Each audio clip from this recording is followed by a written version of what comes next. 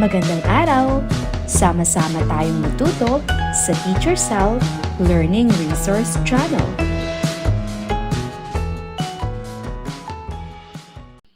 Revised K-12 Curriculum, Filipino 3, Quarter 3, Week 7. Ang mensahe sa buhangin ni Charmaine Azrapa. Para sa unang araw. Tingnan ang larawan, basahin ang pangungusap.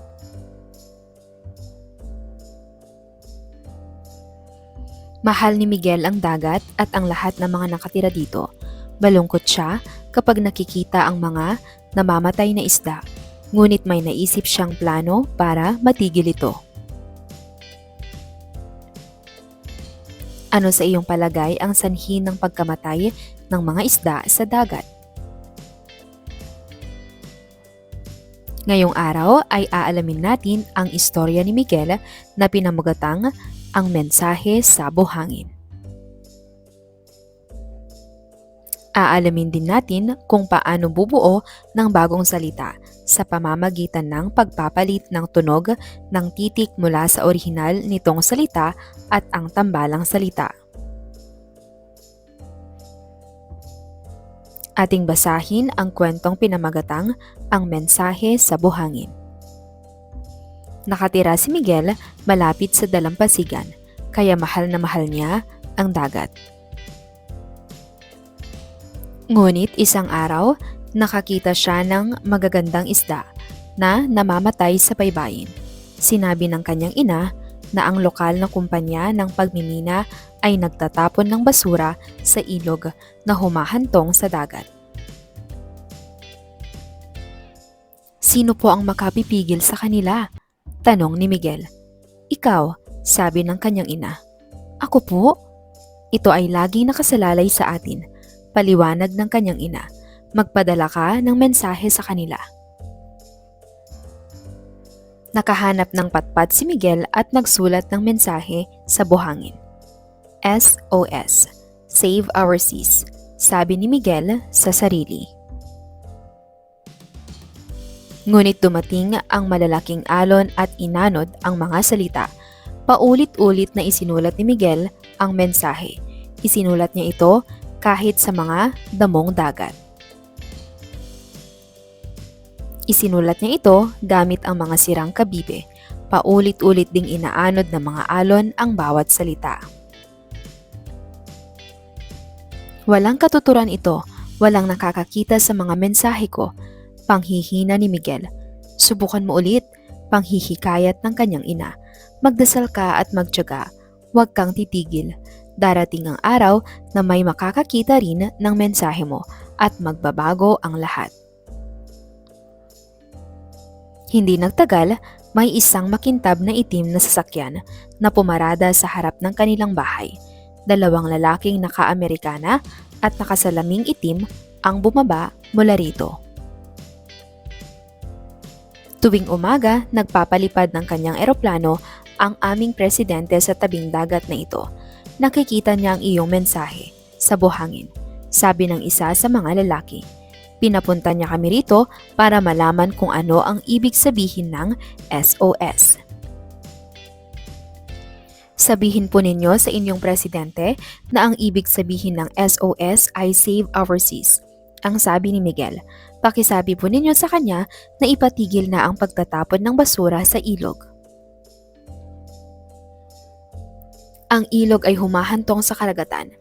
Ang dumi ang lumalason sa mga isda at halaman. Ginagawa nitong madumi ang tubig at tabing dagat.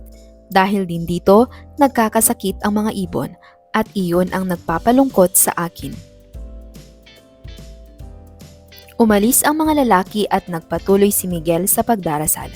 Araw-araw isinusulat niya ang mensahe sa buhangin. At araw-araw patuloy na dumarating ang malalakas na alon at inaanod ang mga salita. Isang araw, pinakita ng ina ni Miguel ang pangunahing balita sa dyaryo. Kumpanya ng pagmimina, nakuha ang mensahe. Pagtapon ng kanilang dumi sa ilog, ititigil. Ngumiti si Miguel. Tumakbo palabas sa dalampasigan at nakakita ng isang patpat. Sumulat siya ng isang bagong mensahe sa buhangin. Salamat. Muling dumating ang mga alon mula sa karagatan at inanod na muli ang bawat salita. Pero ngayon, dala-dala ng mga alon ang mensahe, saan man ito mapadpad. Sino ang mga tauhan sa istorya? Ang mga tauhan ay si Miguel, ang kanyang pamilya at ang mga mangingisda. Ilarawan ang tahanan ni Miguel. Nakatira si Miguel sa maliit at payapang baryo malapit sa dagat. Ano ang natuklasan ni Miguel na sanhi ng pagkamatay ng mga isda sa dagat? Natuklasan niyang namamatay ang mga isda dahil sa basurang itinatapon sa dagat. Ano ang ginawang paraan ni Miguel upang matigil ang polusyon sa dagat? Sumulat siya ng malaking mensahe sa buhangin. Nagtagumpay ba si Miguel sa kanyang ginawa? Oo, nagtagumpay siya dahil napakinggan ang kanyang mensahe at luminis muli ang dagat. Palitan ng ibang tunog ang mga nakasalungguhit na tunog upang makabuo ng bagong salita. Isulat ang sagot sa patlang ng bawat bilang. Dagat, araw, ginto, lahat, naman. Tabi, iba, alon, salita, tagal. Pagtambalin ang mga tambalang salita mula sa hanay A sa kanilang kahulugan sa hanay B. Para sa hanay A, tabing dagat, damong dagat, hanap buhay, hating gabi, sulat kamay. Hanay B, forma o estilo ng pagsulat. B, halaman sa ilalim ng dagat. C, trabaho. D, kalagitnaan ng gabi. E, malapit sa dagat. Narito ang mga tamang kasagutan.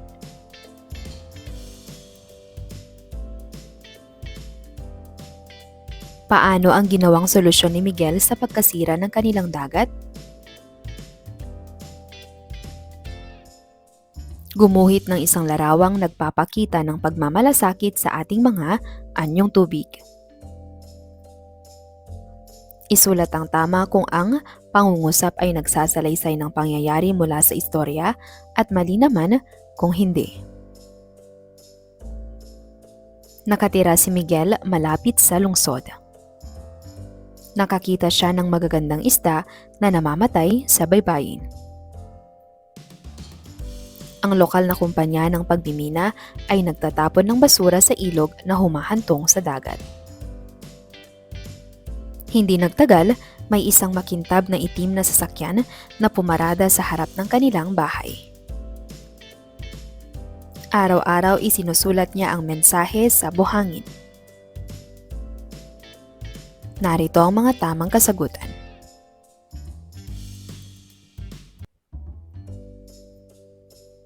Para sa ikalawang araw. Magandang araw, kumusta ang bawat isa? Noong nakaraang linggo ay tinalakay natin ang ukol sa patlang. Ayusin ang pagkakasunod-sunod ng mga larawan at pangungusap o sequence mula simula hanggang wakas ng istorya. Lagyan ng bilang 1 hanggang 5. Narito ang mga larawan.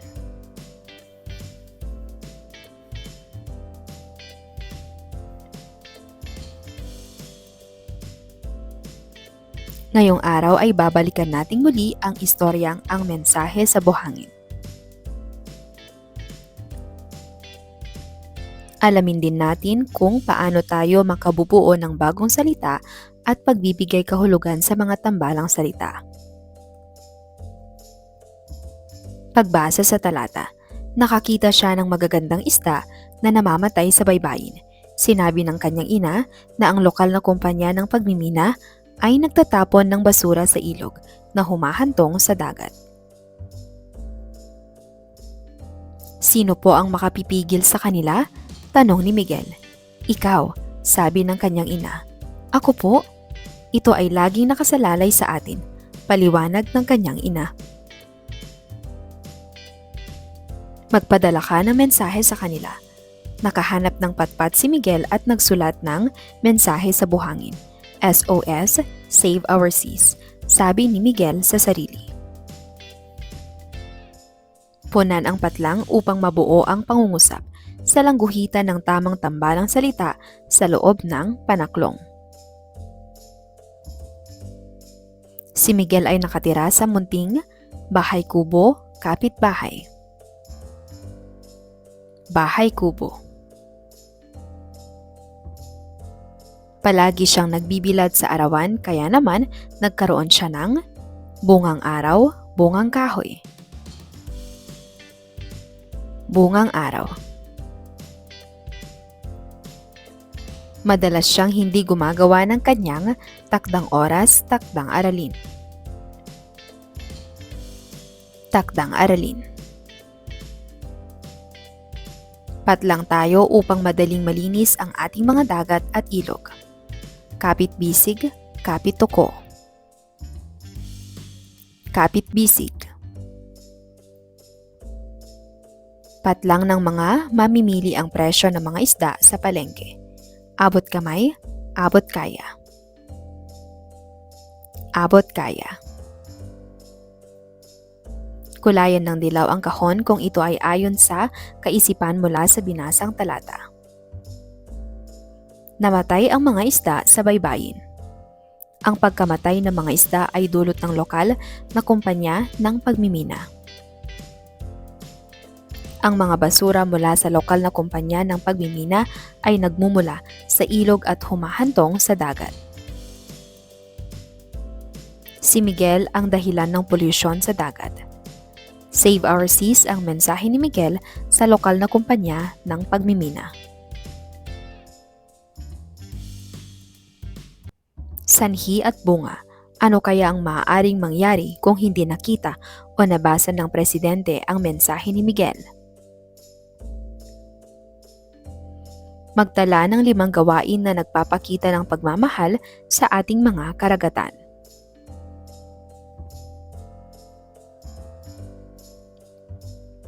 Para sa ikatlong araw. Piliin sa loob ng kahon ang kahulugan ng salitang may salangguhit. Dumating, namataan, tinangay, kahalagahan, umalis. Nakita niya ang magagandang isdang namatay sa baybayin. Ano ang ibig sabihin ng salitang nakita? Namataan. Ang lokal na kumpanya ng pagmimina ay nagtatapon ng basura sa ilog na humahantong sa dagat. Dumating. Ngunit dumating ang malalaking alon at inanod ang mga salita. Tinangay. Walang katuturan ito. Walang makakakita sa mga mensahe ko. Kahalagahan. Lumisan ng mga lalaki at nagpatuloy si Miguel sa pagdarasal. Umalis. Ngayong araw ay tatalakayin natin ang wastong paraan ng pagbibigay ng mahalagang detalye sa isang paksa o teksto sa tulong ng isang balangkas. Aalamin din natin kung paano tayo makabubuo ng bagong salita at pagbibigay kahulugan sa mga tambalang salita. Muling basahin ng kwentong Ang Mensahe sa Buhangin, silent reading. Gawin ito ng may takdang oras lamang sa pagbasa. Itala ang mga mahalagang detalye mula sa istorya. Ano, sino, saan, kailan, ano ang suliranin ng tauhan, paano ang ginawang solusyon ng tauhan. Pagtapatin ng 2 salita upang mabuo ang tambalang salita, isulat ang titik ng tamang sagot.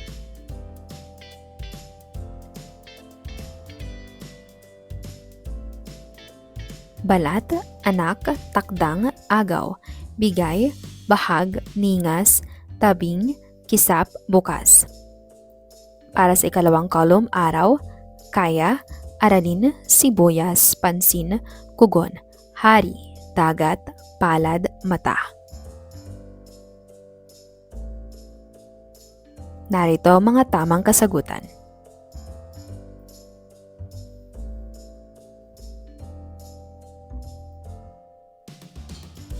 Isulat ang tambalang salita batay sa ipinapakitang larawan.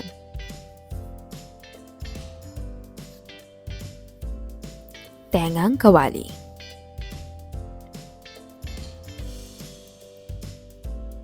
Punong guro.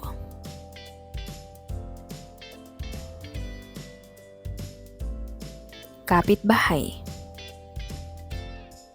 Silid aklatan.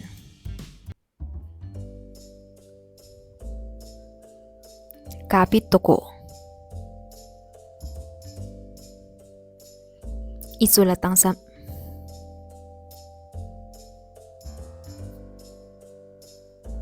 Isulat ang tambalang salita batay sa ipinakitang larawan.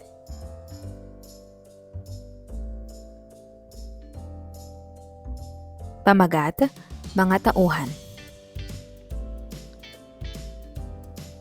Tagpuan, puok. Panahon o oras. Banghay, 5 mahalagang pangyayari.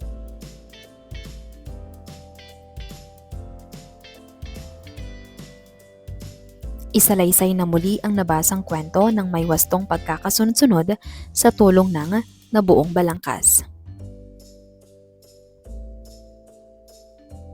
Punan ng impormasyon, dulot ng maling pagtatapon ng basura. Nagdudulot ito ng pagbaha, nasisira ang kalikasan at tirahan ng mga hayop, dumudumi ang tubig, hangin at kapaligiran, nagkakaroon ng sakit ang mga tao, namamatay ang mga isda at iba pang hayop sa dagat. Para sa ika-4 na araw. Magsalaysay ng mahalagang pangyayari mula sa kwentong Ang Mensahe sa Buhangin. Ngayong araw ay tatalakayin natin ang pag-aalaga at pagpapahalaga sa ating likas na yaman. Magbibigay din tayo ng mga mungkahi sa paglutas sa mga suliranin sa ating kapaligiran. Ang isang suliranin o problema ay nangangailangan ng solusyon. Ang solusyon ay tumutukoy sa kasagutan o kalutasan ng isang suliranin. Punan ang mga kahon ng mga ginawang hakbang upang malutas ang suliranin binanggit sa istorya. Suliranin, pagkamatay ng lamang dagat sanhi ng polusyon sa tubig. Solusyon ni Miguel, naiisip kong solusyon.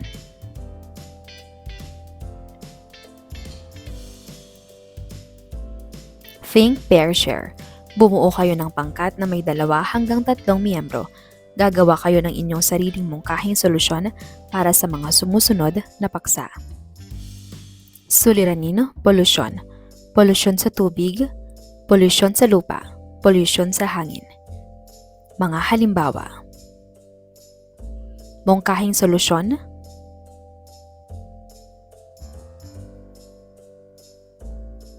Ibahagi sa klase ang gawang mungkahi ng bawat pangkat.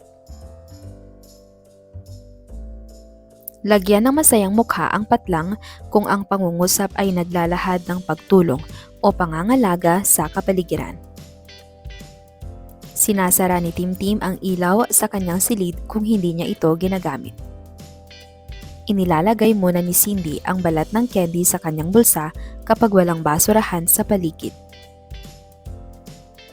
Iniiwang bukas ni Jimmy ang gripo sa banyo habang siya ay naliligo.